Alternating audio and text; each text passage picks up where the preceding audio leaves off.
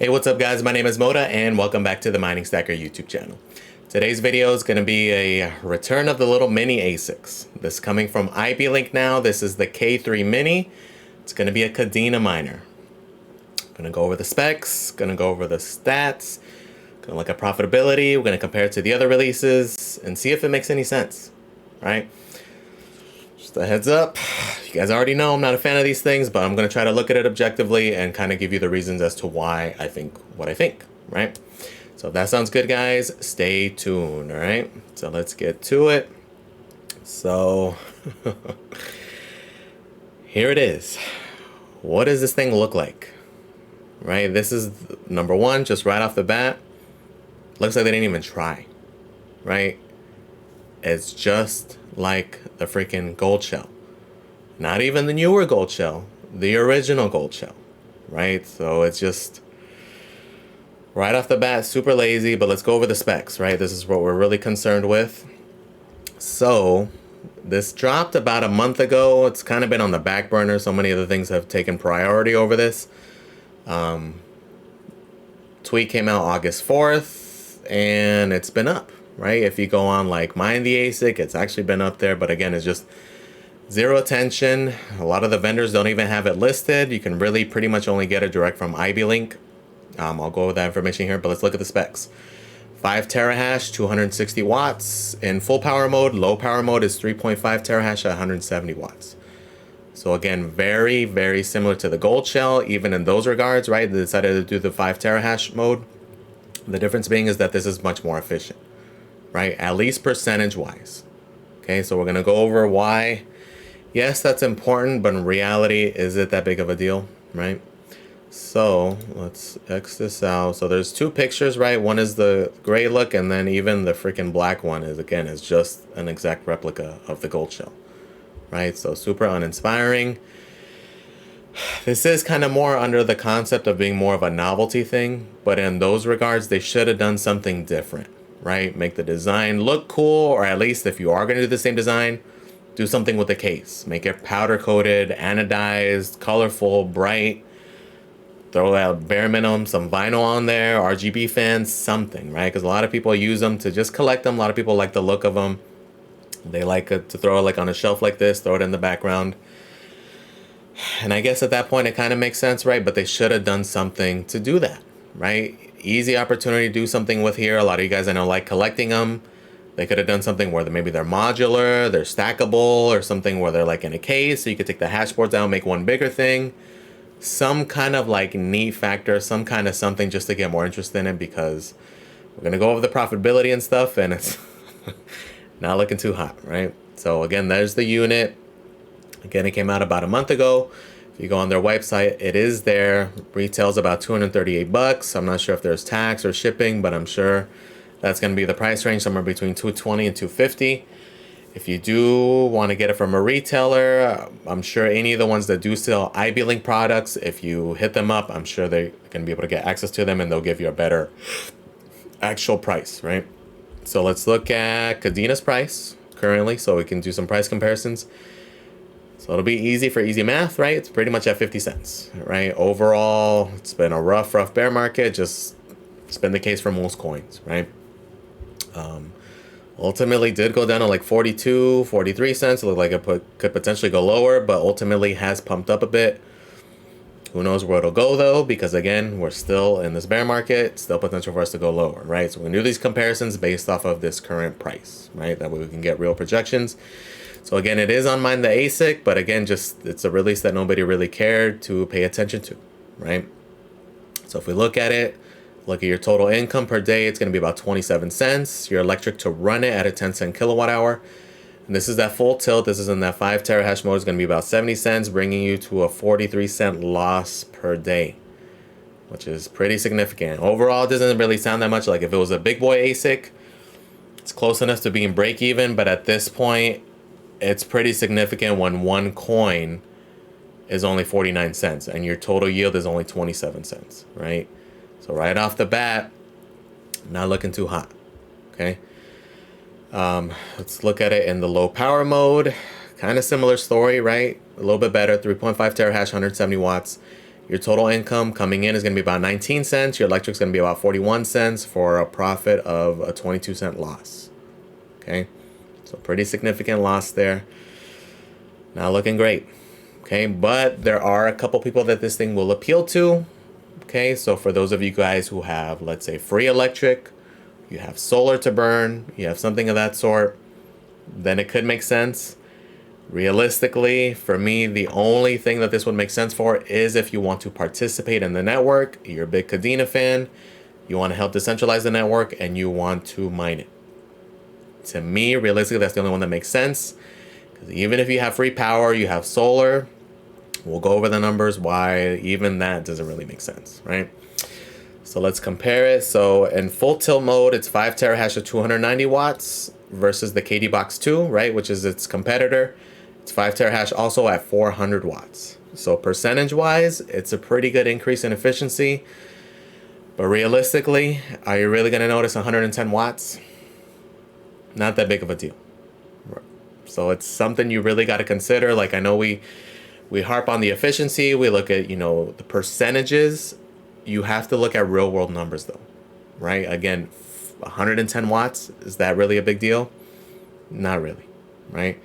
If you're in the market for one of these things though, obviously the better buy is going to be the K3 Mini. Okay, because if you go the KD Box 2, they're about the same price. The K3 Mini is more efficient, right? So it only make more sense to go that route. So let's look at why this doesn't really make a whole lot of sense though. Okay, and it's the same exact issue we had when the KD Box 2 came out. The KA3 destroys these things in efficiency.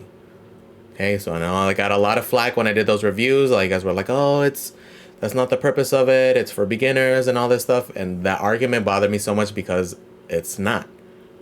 Whether you're setting up one of these little things or a full big ASIC, it is the exact same process.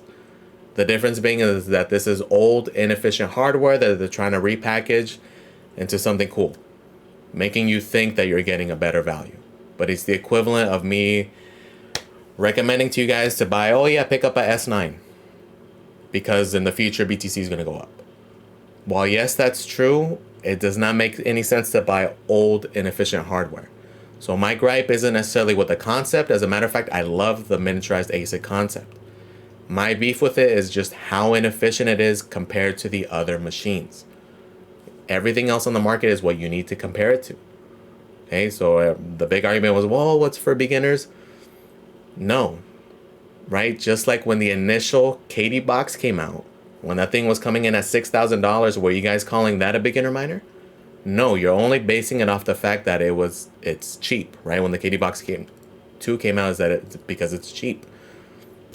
To me, that does not make it a buy at all whatsoever, right? Even I broke it down why it makes more sense to buy the coin, and we'll do that again here real quick, just so you get the gist of it, just so it's not me telling you what to do. I'm just giving you the way I look at it, right? So when these things come out, when I do these calculations and when I do these recommendations, it's based off of what I look at, right? I see a new miner, I'm like, oh, cool, let's look at it, let's break it down, see if it makes sense. And this is what I look at when I'm looking at new miners, right? So whether it's you're looking at this miner or any other miner that comes out, these are the types of things you want to consider and you want to look at, especially for ASICs, right? Sure, if you guys have been like following now, it's the ASIC game is ruthless. It is ruthless. It does not give a F about your feelings or what you think. It is ruthless. So you have to be up to date with it. You have to know what's going on. You have to be in tune with the market and see if it makes sense. Do projections. Look at what it's looking like. And we'll talk about that here in a second. So a big part of the reason, number one, even aside from the KA3, it does not make any sense. It would make more sense to just get a BMK3, right? If you want a budget option to mine Kadena, it makes a million times more sense to get a BMK3. Reason being is just the price. Okay, yes, this guy is cheap, 250 bucks. You can get a miner based off of the same efficiency that's going to be about 14 times more powerful for only about 4 times the price. Okay, these things tanked so bad because of the KA3. These things are down to like $800. Okay, so if we go on like cooldragon.io, they have them at $820. Nhash has them at $859. And I'm sure if you guys contact the other retailers, this is probably going to be about the price range they're at. From what I'm seeing, it's anywhere from like $800 to $1,000 bucks. So that's yet another reason that this guy makes 0 cents. Okay, also keep in mind, these other ones do have low power modes. I get it, some of you guys don't want to spend the money on like these bigger guys. But again, these little K3s make 0 cents. Okay, again, the only way it kind of makes sense in my head, again, is if you want to help power the network. Then at that point, totally, go for it. But if you're in it for the prospect of making money, oh, maybe it'll be worth something in the bull market. Probably not. Okay, reason being, let's look at the total yield. Okay, so again, this is another reason why I focus on not the fiat value, focus on your yield, how much you're going to get. Okay, so this is what I talked about with those KD Box 2 videos. Okay, and it's even amplified even more now because the fiat value has gone down drastically, right? And it's going to amplify the reason why, something you got to pay attention to. Okay, so your total yield, right, for this guy, where's it at? There we go. And this is running at full tilt. So let's say you're in the scenario where, okay, I have solar, I have free power, that's why I'm interested, and that's why I'm going to get it because it's only 200 bucks. Let's look at why even at that point it's not that great of a deal. Okay, so currently, again, even if you have free power, you're running it, your daily yield is going to be about 0.54 Kadena, right? So give or take about half a Kadena. Kadena's price currently, again, this is going to be easy math, about 50 cents. So if we take the $250 that you're going to use to buy that unit and just buy KDA outright, you would get 500 KDA. Okay, let's look at, again, your total yield is going to be, where'd that thing go? There it goes, 0.54. Okay, so let's divide it. If we have 500 KDA, right, which is what we would buy with the $250, we would get 500 KDA divided by the yield we would get by buying this guy, right, which is going to be 0.54 a day. It would take us 925 days to accrue the amount that you could just buy. And this is not even realistic either. You could probably double that, right? Because what's going to happen in those almost 3 years? The hash rate's going to go up, right? Your yield is going to go down. So this is why, to me, even on free power, even on solar, this thing is just way too inefficient, right? The KA3 just wrecks it. It is the KA3, you would need 33 of these little things to equal one KA3. And then on top of the fact that it's just so much more efficient, right? Look at the joules to terahash. It's 19 joules to terahash versus freaking 80 joules to terahash with the KD Box 2. And then even this guy coming in at nearly 50 joules to terahash. It's just so much more efficient, so much cheaper to just get the KA3. Okay, so again, to me, what this is, it's IbeLink being lazy. Again, they should have at least done something cool with the case. Make it modular, freaking throw RGBs on it, do whatever. Make it something more of a novelty aspect instead of copying Goldshell's old design and just doing that, right? It makes 0 sense. To me, it's a super lazy release. They're just trying to get rid of their old chips in anticipation that maybe they're getting some next-gen chips, possibly, something of that sort. It makes 0 sense, right? So they did release one for the K3. They haven't released one yet for Nervos, because that's another one they do, and they also mess around with Sia Coin. So I expect one for Sia Coin also, potentially, right? They may not, because of this one's probably going to flop. Okay, so just keep that in mind. So again, I'm not against the mini ASIC concept. I'm against buying old, inefficient hardware, especially in the ASIC game, right? GPUs or something, that's very different. But for ASICs, it is extremely unforgiving. Again, if you already have old hardware, you might as well hang on to it in hopes that it is eventually worth something and maybe you can break even, right? Or hopefully KDA does do 25 or 30x and then we'll be talking, right? But at this point, it just makes a million times more sense because you're going to have so much more Kadena by just buying it versus buying one of these old inefficient machines, okay? If the efficiency is there, again, if the efficiency was, it doesn't even have to be up to the K3, but if it were somewhat close to it, even obviously it's going to be more expensive versus buying one of these things, that would make much more sense, right? So again, I'm not against the concept of the mini ASIC. As a matter of fact, I am a fan of it. Okay, like if anything, Kadena does need one because I guarantee you 90+% of the hash rate is only these freaking KA3s, right? It's literally down to what, like 2,500 of these KA3s is probably the whole network, Okay, if they were to release a lot of these like miniaturized units, that would decentralize the network quite a bit. Okay, so it's like kind of what happened with Ice River. Ice River is the best example of these things. It is small, it obviously doesn't make as much as a KS3, and the KS3 is equivalent of 80 of these, right? The difference being is that the efficiency is close to being on par. Okay, especially if you compare it with like the K1.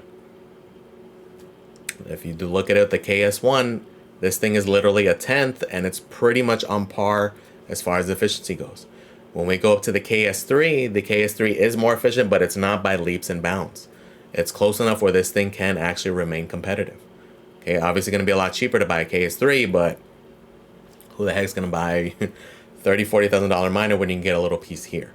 Obviously, it's more efficient. It wouldn't make sense to buy 80 of these things, right? You'd be spending like 80 grand, 40, 50 grand versus the 25, 30 grand, right? But at least it's within the realm of possibility, and it helps to centralize the network. That to me was the biggest thing with this thing, is that greatly helps the network. Okay, because that was the big concern when the KS3 came out, was that, okay, let's say they drop 3,000 of these, that will be the entire network. And let's say one farm had 500 of them, that's extreme control of the overall network. At least with these things, they released 5, 7, 8,000, however many of these things they released, it's helping spread out the network, right? Which is overall a good thing, not only for the miners, but for the network itself. Okay, so again, it's not that I'm against the concept of mini ASIC, right? This is the perfect example of it. And hopefully it gets to the point where next year, if Bitmain doesn't release a freaking K3 Pro and then blows that thing out of the water. But realistically, this is now at the point where anything that comes out after this, I think, will be similar to what we're seeing with like the Bitcoin miners, where it's like a 20, 25, maybe 30% efficiency gain versus a 400% gain, right? And that's the reason these things destroyed so much. So again, even if there is a next gen like a K3 Pro come March, I don't think it's going to be as devastating. So hopefully, if Goldshell still stays in the game, or if IbeLink still stays in the game, hopefully next spring, next summer, maybe they release something comparable to this. Okay, and that would be cool. Okay, but again, you want it to be at least somewhere in that efficiency range. My beef with these little things, even from the other one, is just they are so inefficient that it just makes zero sense. Okay, and hopefully that kind of makes sense to you. Wanted to convey the information. Again, it's totally up to you. You do your thing. Let me know in the comments. Let me know if you're still thinking about getting one, if you like the concept, if you like them, if you have a whole closet full of these things. Let me know. Let me know what you guys are thinking. Pretty sure you guys got the gist of what I think of them. But I like explaining as to why and breaking down the numbers as to why. Not just telling you, nope, it's not as efficient, don't get it. Right? When you break it down, when you do the math, when you work it out, then it kind of makes sense. And that's kind of the point of these videos. It's not just to see that, it's just so you can think about it in that similar light when you're looking at other releases, right? Because other releases will be coming out, and these are the things you want to look at, and these are the things you want to consider. Okay, because again, like I've said before, the ASIC game is ruthless, man. It does not give a crap about anything. It is ruthless, and you will get left behind, right? It does happen. And you guys have been in those Goldshell ASICs, you guys know exactly what I'm talking about, right? So hopefully, if any of you guys are interested, hopefully you catch this video just so you can see why I think about them the way I do, right? So again, let me know in the comments, guys, what you guys are thinking, if you guys are still thinking about getting them, or what your overall thoughts are, right? So thank you for watching, guys. Another rough release, but thank you for watching, guys. Please comment, like, and subscribe, guys, and I am out.